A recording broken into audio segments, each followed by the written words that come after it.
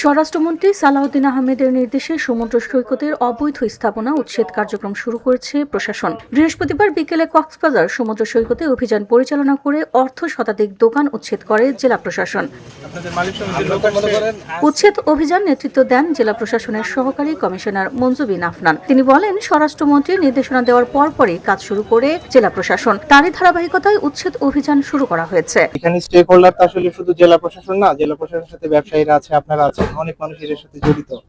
সবাই মিলে যদি সহযোগিতা করে তাহলে নিশ্চয়ই ভালো কিছু সম্ভব, কিন্তু সবার সহযোগিতা না, এটা আসলে সতর্ক না। কারণ হচ্ছে প্রত্যেকটা উচ্ছেদের একটা ডিউ প্রসেস থাকে, ঠিক আছে?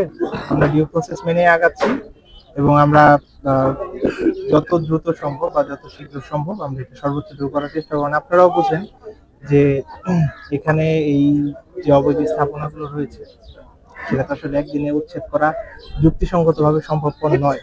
যেহেতু এটা একটা ধারাবাহিক প্রক্রিয়া, ধারাবাহিক প্রক্রিয়ার অংশ হিসেবে আমরা সর্বোচ্চ চেষ্টা করব স্বরাষ্ট্রমন্ত্রীর যে বেঁধে দেওয়ার সময় তার মধ্যে।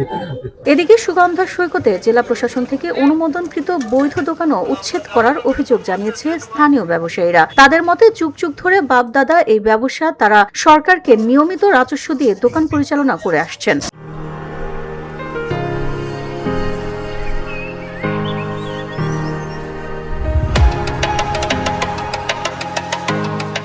বৃহত্তর সুগন্ধ বীজ দোকান মালিক সমিতির সভাপতি জয়নাল আবেদিন জানান, বৈধ কার্ড থাকার পরও তার নিজের দোকান প্রশাসন উচ্ছেদ করেছে। তাছাড়া যাদের দোকান উচ্ছেদ করা হচ্ছে তারা সবাই গরিব ও অসহায় বলেও দাবি করেন তিনি। সবচেয়ে বড় কথা হচ্ছে, আমি মার্কেট সভাপতি, আমার দোকান একটা ভেঙে ফেলছে। আমি কি এখানে অবৈধ দোকান রাখবো? দাম কার্ডটা দেখায় আপনাকে। এটা স্থানীয় গণমাধ্যম জানেন, ওনারা নিরহ ব্যবসায়ীরা ব্যবসা করে। আমার এই কার্ডটা কি বৈধ না অবৈধ?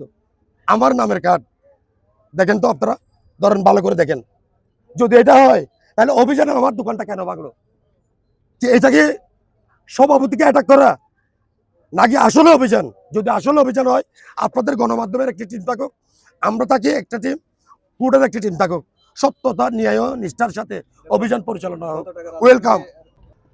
এখনো কিন্তু আমাদেরকে মার্কেটের কাউকে না জানিয়ে সর্বসাধারণের যেগুলি নিয়ে যাচ্ছে, এগুলি তো গরিব মানুষ।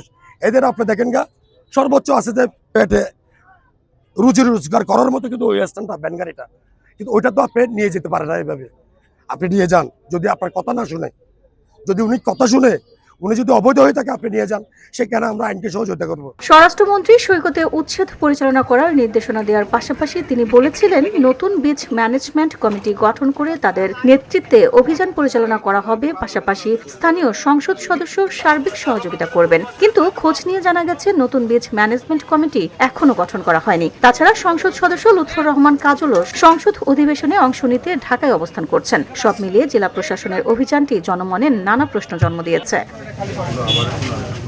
VOD Bangla news desk.